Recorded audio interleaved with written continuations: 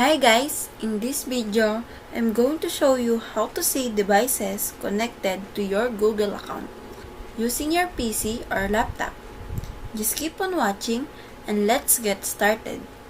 First, go to your Google and on the search bar, tap myaccount.google.com.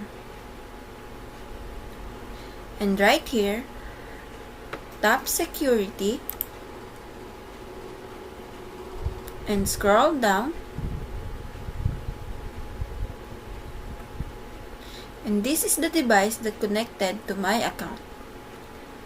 Just tap manage devices, and if you are not familiar to the device, just tap the three dots and click sign out.